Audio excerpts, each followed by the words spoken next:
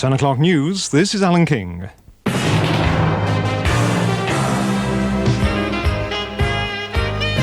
Allan Beswick. Just after 3 minutes past 10. Good evening, Beswick with you till 2. We're gonna rock around the clock non-stop on Red Rose Radio.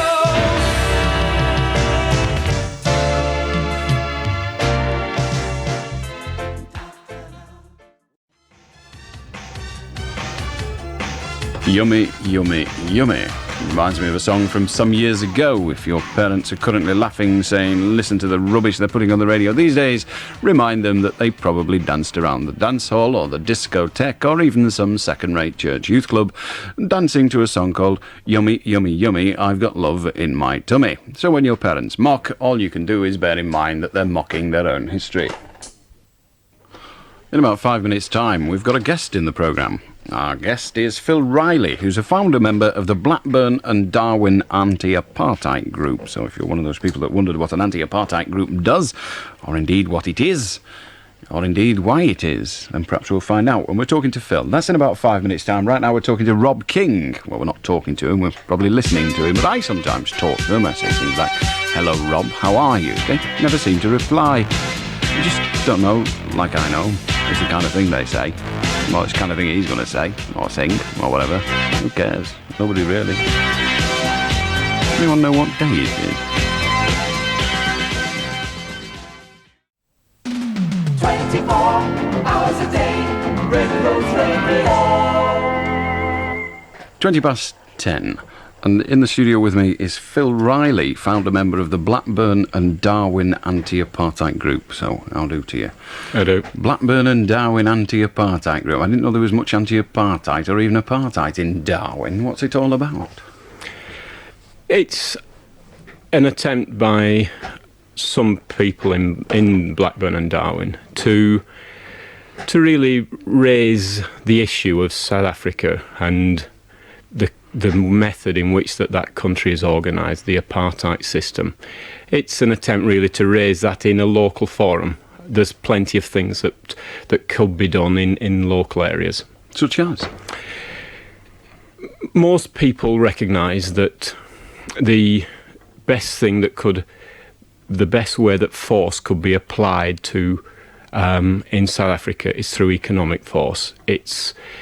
When you say most people recognise that, we first of all got to find out whether most people are bothered. I mean, why are people bothered? By most people, I guess I should say that most people who take an interest, and that's a fair question. I think people are bothered. The opinion polls suggest that there is a growing number of people who actually do care about South Africa and do care about the way in which that country is organised. Right, if you've got 3% and it's grown to 5%, there's still 95% don't care, a growing number. How big's a growing number? There are polls which suggest that up to 50% of consumers actually take an interest. I mean, it's as high as that. I'm not suggesting that they go out of the way, but I'm suggesting that there is a market. By that, do you mean they're aware of the problem? Yes. Right. Yeah. So, as far as you're concerned, 50% of the population have expressed concern, or would express concern if asked, about the apartheid situation. You started to tell us that the majority of those believe economics is the best way of applying pressure on South Africa. How do we go about that? How do I, or anyone else that might or might not be interested, go about it? The simple way is not to buy South African goods. That's the easy way. It takes a couple of seconds in the shop to put down something which has a label that says made in South Africa or a label that says it was canned in South Africa. It's quite an easy business. Well, apart from apples, they've got the best fruit in the world. If you want grapes, you might as well have damn good grapes. It's not quite as good grapes from other parts of the world, so why should we? Why should we? It's a question whether we care. I mean, and yeah, I'm not arguing that the quality of the product isn't good. What I would suggest is that it is, without being romantic. I mean, I know we live in days of individualism and harsh economic truths, but without being romantic, I still accept and believe, and so do the members of the Anti-Apartheid organisation, that what happens outside of our own spheres of influence is of interest to us. I mean, a country where effectively 85% of the population are excluded from all economic and political power, where they're really excluded from all levels of human dignity as we would understand it, is not, to me, a place where the quality of the oranges is paramount. There is obviously something else, in fact, involved in a country like that. One of the things that is obviously paramount is how those people make what bit of a living they make, and a very large proportion of them make that living producing the goods that you don't want to buy. If you don't buy them, the millionaires aren't going to go bust. The poor are not going to get to eat. So how can you justify that? You're going to put pressure by not buying. You're going to make the situation worse for the black African.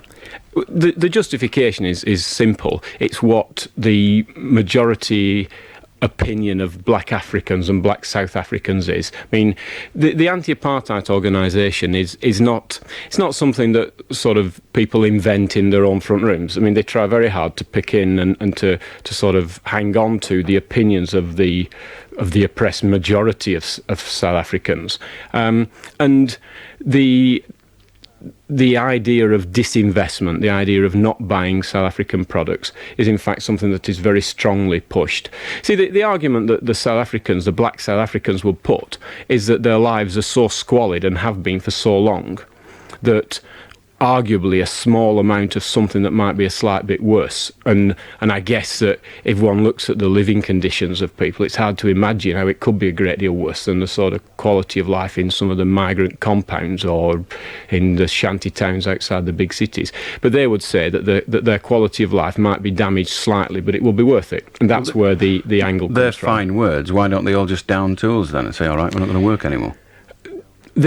Well, I mean, to be fair, they have done so. There have been a couple of very serious and major strikes. See, the quality of the struggle that the South Africans, the black South Africans, have been putting up, I mean, has to be respected by anybody who is concerned about the way in which that country is organised.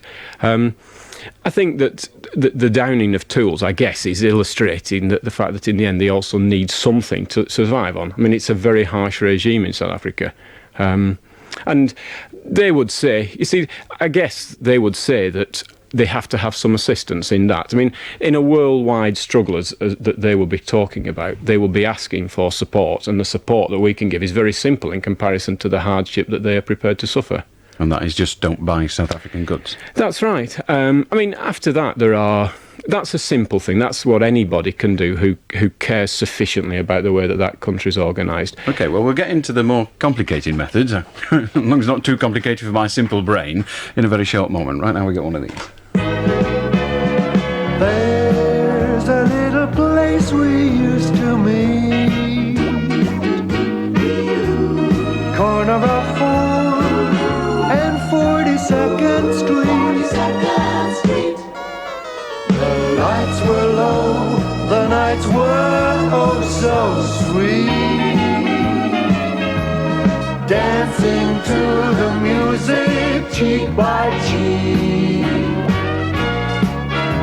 The smell of your perfume was so intoxicating.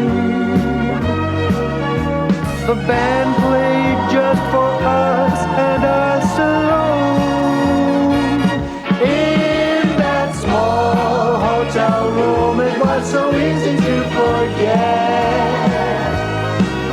The band was just a little TDK cassette.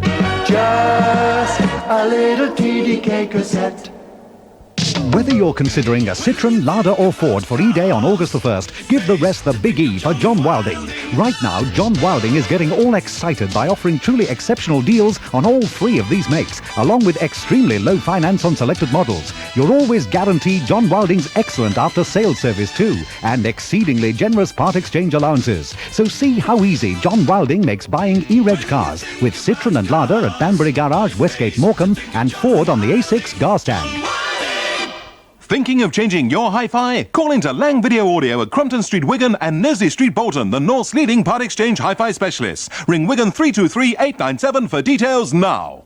Tetley Bitter, in association with Red Rose Radio, are presenting Search for a Star 87 at Southport's Floral Hall. Heats are taking place on Tuesday evenings from now until August the 18th. So if you want to witness the stars of the future, buy your tickets now for the North's biggest talent contest. Tickets are available at just £1.65 from the Southport Floral Hall box office, or you can phone Southport 40404 for more information. Make sure you catch Search for a Star 87. The hunt is on now. We're back with Phil Riley, a founder member of the Blackburn and Darwen Anti-Apartheid group, and it's all very well calling you a founder member. We'll talk about the other things that people can do to help anti-apartheid, or the principle of anti-apartheid, but how big is this group that you helped to found? Is it 10 of you, 2 of you, or is it just you? It's more than just me. Well, yeah, you can be a founder member if there's only one, can't you? That's absolutely true. We felt that there was something to be done in Blackburn. Yeah. And I think, as I understand it, I mean, there are similar organisations in sort of Hyndburn and in Burnley. They're all Lancashire, aren't I might be doing somebody disrespect by not mentioning them.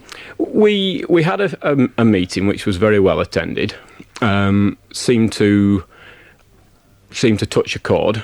And then when we started talking about the sort of the work, like a lot of organisations, a lot of the chords cease to be touched. Right. So the meetings are currently being attended by 10 to 15 to 20 people who want to be involved in the bits and pieces that have been going on.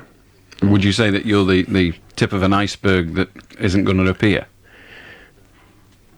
I don't know. I mean, it's difficult to know where people want to be taken to by organisations. I mean, and that's, I think, is a problem for anybody who's really trying to set up any kind of organisation.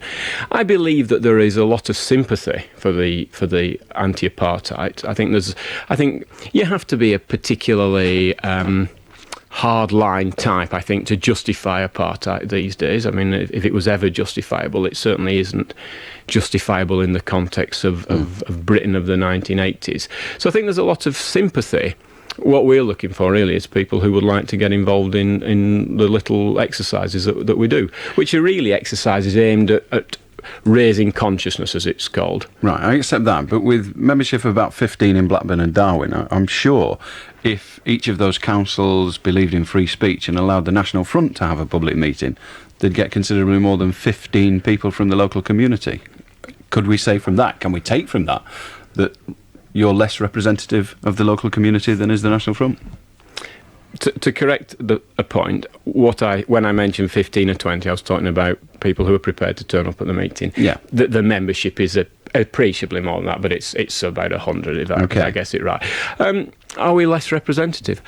I wouldn't like to think so. That doesn't answer the question, does it? Well, no, wouldn't sure like you wouldn't like so. to think so. I don't think we are. I mean, I think in the end, asking that question based on people being prepared to join something is arguably unfair. I mean, I'm also led to believe that sort of thankfully the National Front are finding it reasonably hard to get members these days as well.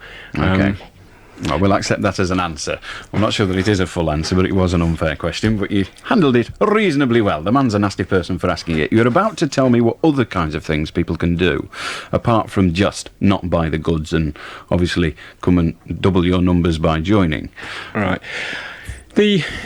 It's a question really of influence, I think. If you don't buy the goods, that's good. But it's also private. Yes. So what else can we do? What else you can do is you can not shop or use shops that continue to stock South African goods, and that's sort of widening it out. And really the important thing after that is to make sure that the management of those stores know that that's what's happening. Yes, that happened in Northern Ireland, didn't it? That's correct. The Co-op. Yes, and also it's happened recently in 1 or 2 stores in South London where the management have recognised that it was no longer in their interest to keep the South African goods on. What about the big international companies? Because we know that Ford Motor Company have ostensibly pulled out, Barclays Bank. I'm sure your organisation, or the collective of your organisation nationwide, would accept some credibility or credit for that.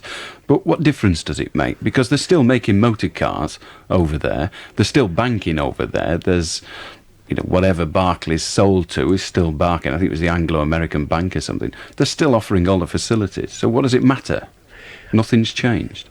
I think something has changed, and I think it's also a fair question you're asking, because the organisations that represent the South Africans, or the black South Africans, recognise now that they've got to think through the concepts of disinvestment. Because you're quite right. I mean, there was a programme on the television recently showing how one of those firms had simply moved its operations outside the border of South Africa and was now using a sort of holding operation. Which one? Which one? I'm doesn't trying. matter. It was a drinks firm, and I can't think who it was. It was Coca-Cola. Yeah, Coca-Cola. That's right. And that's now being done from outside of South Africa, despite an apparent there is nothing we would touch in this country anymore. So I mean, I think that the leaders of the sort of South African black organisations recognise that it's sadly not quite as easy as saying go home. I think in terms of what's achieved is that there is publicity. There is an understanding that even multinationals who deal in reasonably disreputable goods and have disreputable sidelines still feel that they should be seen to be making some kind of stand. I think what it does do is it increases the credibility of an organisation and of organisations that want to say that apartheid is a very, very evil and immoral method of organising any country. So it's not going to happen tomorrow. And of course, I mean, anybody who's sanguine about it recognises that. And I mean, anyone who's sanguine about it in Blackburn or in Burnley would recognise that the impact of people in Blackburn and Burnley is not going to bring down Bota's regime tomorrow. But you see, some months ago, I was standing outside of Barclays, and a man came up and in a sort of abusive fashion said that it was an utter waste of time and nothing would happen. And presumably because lots of other people did it and lots of other things happened. I mean, it did actually have an impact, and the credibility that the anti-apartheid organisations gained from Barclays pulling out was quite large, and it meant that, if you want, the collective result of individual actions actually did achieve something. You think? I believe so. See, I mean, I think in the end, if you're going to try and if you're trying to change anything, I think you have to believe in that. And I mean, that's how large amounts of social progress have been made. But is it not absolutely true that in order to change the status quo in South Africa, you have got to change the collective opinion of the white minority, and the white minority have just expressed their collective opinion somewhat more, should we say, right-wing than they were before? So, whilst, yes, Barclays have pulled out, Coca-Cola have hopped the border, Ford have pulled out, the white minority have actually said, well, who cares, we're going to carry on as we are, and more so. So, on the one side, you appear, you've got this wonderful ambience of success, but underneath it, the root is you've failed.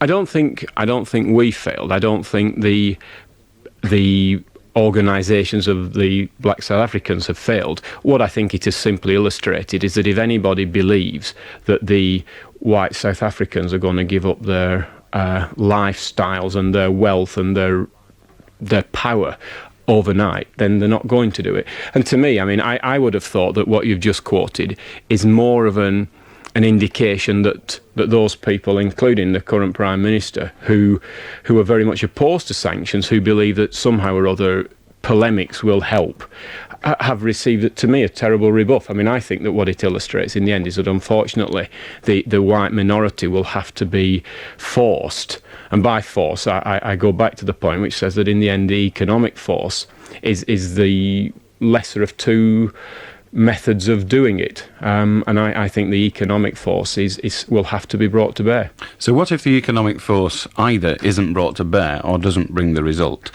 Is your group, or would your group, be in favour of, I don't know, fundraising for an armed insurrection in South Africa?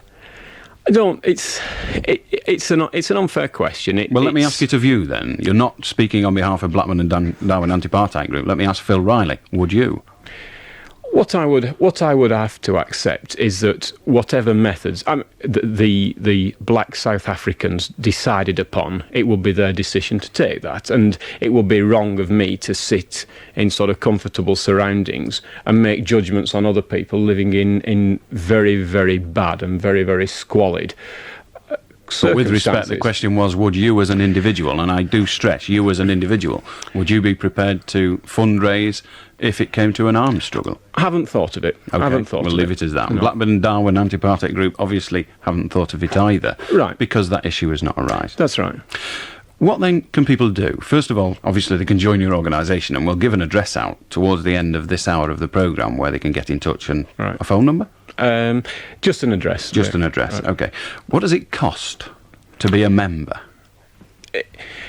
You can join the local organisation for £1.50. £1.50. Any concessions for any sections of the community? Young people, unemployed, senior citizens, whatever? £1, I think. £1 for them, okay. So we'll give the address out a bit later. But what do they get in return, apart from a pat on the social conscience? I don't think they get a great deal more than that. I mean, I think that's a fair question. What we're obviously trying to do is organise some other events which are not sort of hardline political activism. We had an involvement with the recent Unity Festival, which occurred in Blackburn, and there were a couple of local bands put on a concert with the general theme of anti-apartheid.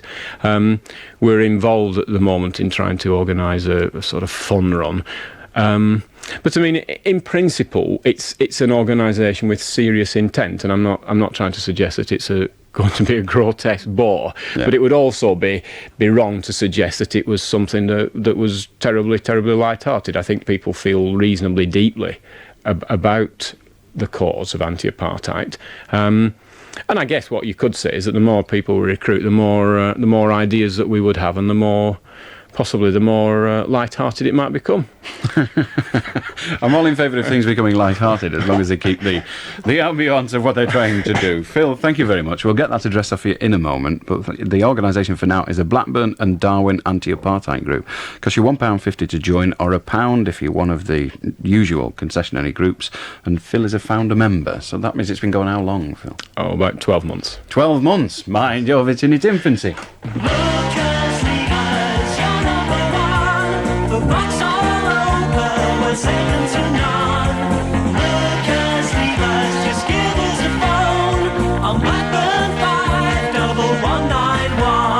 Whether it's a new Vauxhall, a Bedford van or a quality used car, you'll be glad you chose Lookers Levers. There's not a lot we don't know about Vauxhall Opel, so put your trust in Lookers J&S Lever of Blackburn. Call 51191. Lookers Levers, where you're number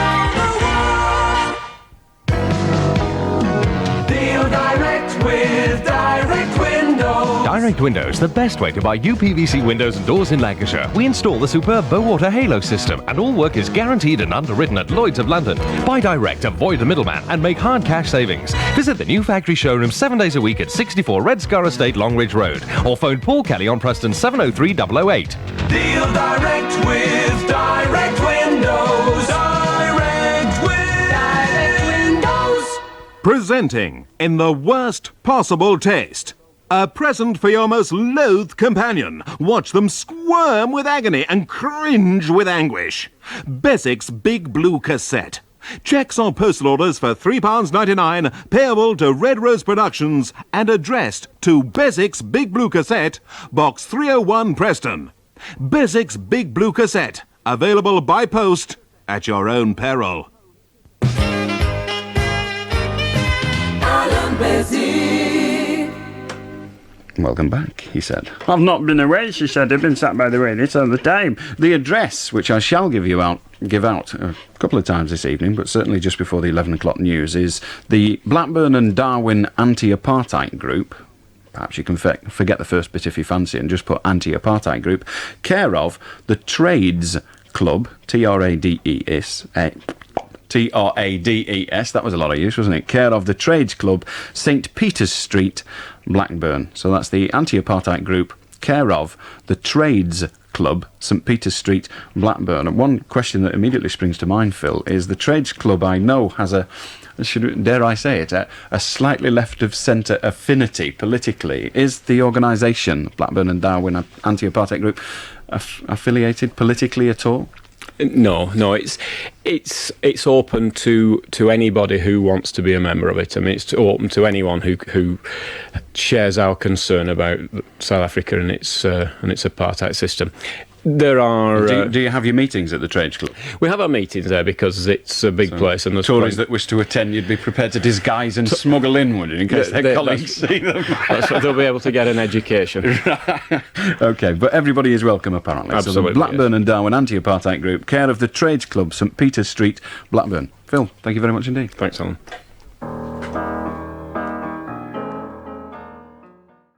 Clark, or Petulia, as I used to call her as a young person, but I'm still quite young, honestly. And Downtown. Aretha Franklin's rather good. And if I can find me a bit of paper, I'll tell you what she's singing. Oh yeah, Until You Come Back to Me. Good.